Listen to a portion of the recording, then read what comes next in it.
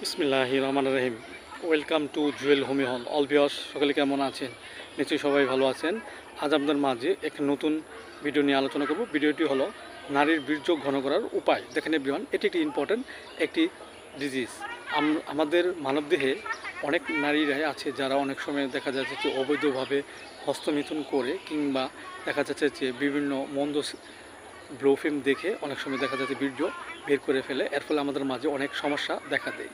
So everyone, এই রোগটি আমাদের মাঝে হলে যে লক্ষণগুলো থাকে তা হলো অনেক সময় দেখা যাচ্ছে যে অনেক সক্ষমতা মনে আছে কিন্তু শারীরিক কোনো দুর্বলতার কারণে হচ্ছে না এবং অল্পতে বীর্য বের হয়ে যায়।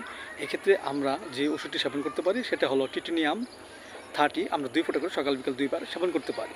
এছাড়া এই রোগ আক্রান্ত ব্যক্তিটি যদি অল্প কথায় বীর্য বের হয়ে যায় এবং দৈহিক মিলনে তেমন সক্ষম হয় না এবং মনে কোনো সুখ থাকে না, এই ক্ষেত্রে আমরা যে ওষুধটি সেবন করব সেটা হলো ইহম্বিনাম 30। আমরা 2 ফোঁটা করে সকাল বিকাল 2 বার সেবন করতে পারি।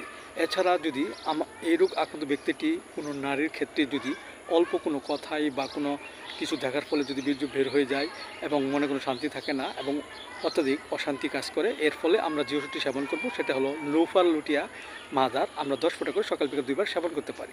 এছাড়া যে কোনো নারীদের ক্ষেত্রে যদি বীর্যজনিত কোনো ত্রুটির ফলে যদি শারীরিক অক্ষমতা দেখা দেয় এবং শরীরে কোনো শক্তি থাকে না এবং দৈহিক মিলনেও তেমন সুখ পাওয়া যায় না, এই ক্ষেত্রে আমরা যে ওষুধটি সেবন করব সেটা হলো টারেনা মাদার। আমরা 10 ফোঁটা করে সকাল বিকাল 2 বার সেবন করতে পারি।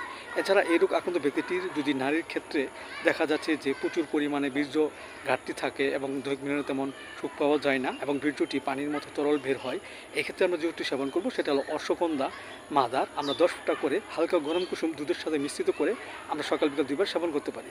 এতে করে অনেক অংশে আমাদের যে বীর্যের যে ঘাটতি তা আস্তে আস্তে বেড়ে যাবে এবং আমাদের মধ্যে সক্ষমতা ফিরে আসবে। সো এভরিওয়ান, ভিডিওটি ভালো লাগলে অবশ্যই আপনারা লাইক দিবেন এবং অবশ্যই সাবস্ক্রাইব করুন। সবাই পাশে থাকেন। Thank you so much.